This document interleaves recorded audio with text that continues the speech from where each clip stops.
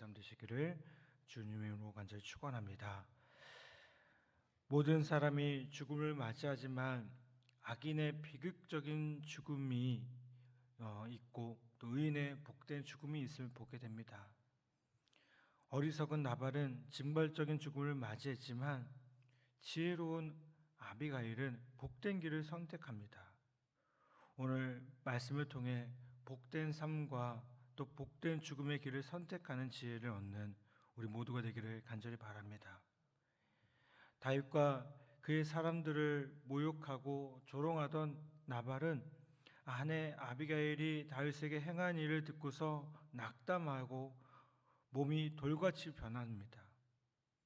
뇌출혈을 일으켜서 몸에 마비가 왔던 것 같습니다.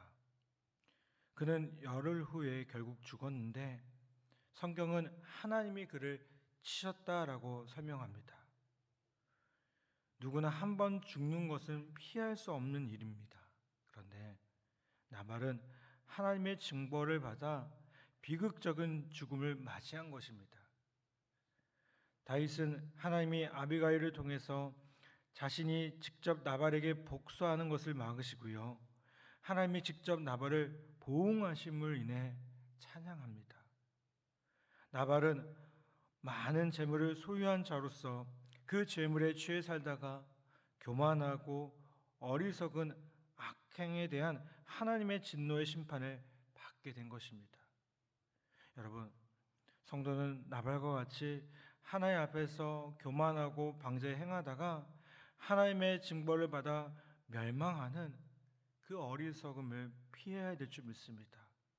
또한 악한 자에 대해서는 하나님이 반드시 보응하심을 믿음으로 스스로 복수하여 악을 대적하려고 또 다른 악을 행하는 모순되는 행위를 피해야 될 줄 믿습니다. 나발이 죽었다는 소식을 들은 다윗은 아비가일의 지혜와 믿음을 귀하게 여겨서 이 아비가일을 자신의 아내로 삼습니다. 아비가일은 장차 이스라엘의 왕비가 되는 영광을 얻게 된 것입니다. 이는 하나님이 그에게 주신 상급입니다.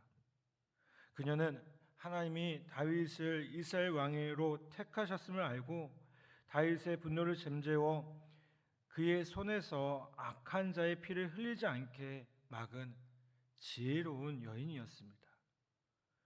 나발의 죽음과 동시에 아비가일에게도 임한 영광은요, 악인은 입으로 그의 이웃을 망하게 하여도 의인은 그의 지식으로 말미암아 구원을 얻느니라는 말씀을 잘 보여줍니다. 여러분, 성도는 아비가일처럼 하나님의 지혜로 선을 행하고요, 하나님을 경외하고 사람을 존중함으로 하나님의 은혜와 복을 흘려 보내야 될 줄 믿습니다. 경건한 자들 중에도 나발처럼 어느 날 갑자기 죽음을 맞이하는 경우가 있습니다. 성경은 주 안에서 죽는 자들은 복이 있다고 선언하면서 그들이 행한 일이 따를 것이라고 말씀합니다. 여러분, 이 땅에서 장수해도요, 영원히 둘째 사망에 이른다면 결코 복된 죽음이라 할 수 없습니다. 사람이 죽음이 복되냐 그렇지 않느냐는요, 그 영혼이 하나님께 속했냐 아니냐에 따라 달라짐을 보게 됩니다. 나발의 죽음이 하나님의 징벌인 것은 그가 하나님을 경외하지 않고 사람을 멸시하는 악행을 일삼았기 때문입니다. 반면에 아비가일은 하나님의 지혜를 따라 행함으로 그 영혼이 하나님께 속했기에 다윗의 아내가 되는 영광을 얻게 됩니다. 여러분, 성도는 주 안에서 복된 죽음을 맞이하기 위해 하나님의 공의와 사랑을 실천하는 복된 삶을 살아가야 될 줄 믿습니다. 또한 복된 죽음 이후에 생명의 부활을 경험하고 주님 앞에 섰을 때 의의 면류관을 받고 영원한 하나님의 나라를 기업으로 받아야 될 줄 믿습니다. 여러분, 성경은 사람이 한 번 죽은 것은 정해져 있지만 그 후에는 반드시 영벌과 생명의 길로 나뉘는 심판이 있음을 말씀하고 있습니다.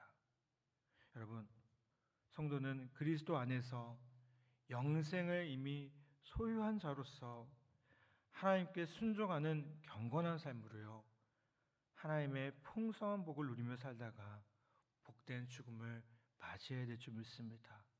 오늘도 다시 한번 주님께 영광 돌리며 주님의 영광을 위해 살아가는 우리 모두가 되기를 주님의 이름으로 간절히 부탁을 드립니다. 오늘 다시 한번 주님께 영광 돌리며 그 은혜가 풍성한 삶을 살아가는 우리 복된 성도들